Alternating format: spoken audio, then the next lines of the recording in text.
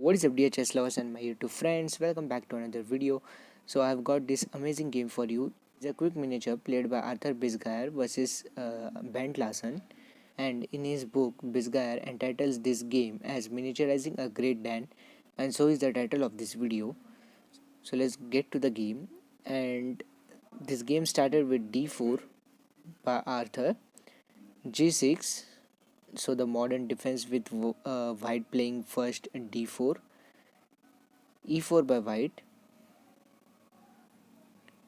bishop g7, now f4 with 3 pawns attack, d6 opening the bishop's diagonal, knight f3 developing the kingside knight, knight f6, bishop d3 as the e4 pawn was under attack, black castled, white also castled, knight b d7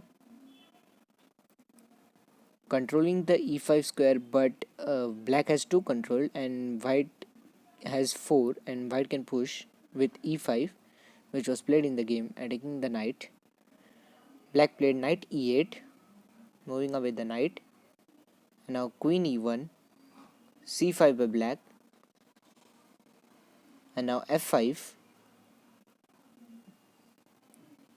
We have d takes e5, but not capturing the center pawn. White played f takes g6, weakening the black's king side. H takes g6, and now queen h4. So the queen has came on an active square. E takes d4. So black is up a pawn. And let's see where is white's compensation. Here comes bishop h6, offering bishop exchanges to trade off the bishop which is guarding the black king. Knight e f6, bringing the knight on the f6 square again to help out with the defense. Knight g5, just a nice square for the knight, moving closer towards the black king. Knight e5, black also centralized his knight, and now the bishop's diagonal is also open. And in this position, can you guess what white played?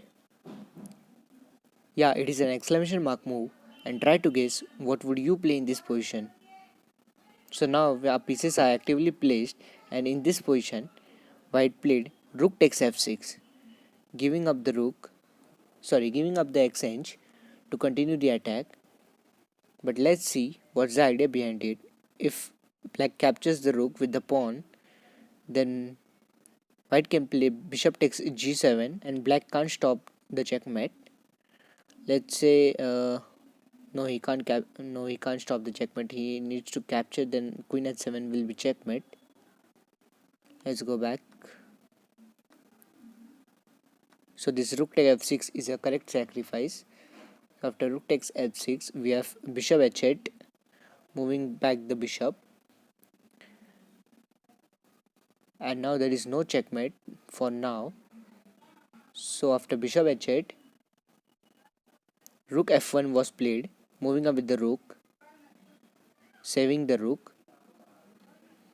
And now rook e8, black also saved his rook, which was under attack by the bishop. And now again, what would you play in this position? Now if this bishop was not there, then if this bishop is not there, then queen h7 will be checkmate. So white moved the bishop to bishop f8, also sacrificing the bishop. If rook captures, then queen h7 is a checkmate in 1, and if king captures, then queen takes h8 is a checkmate.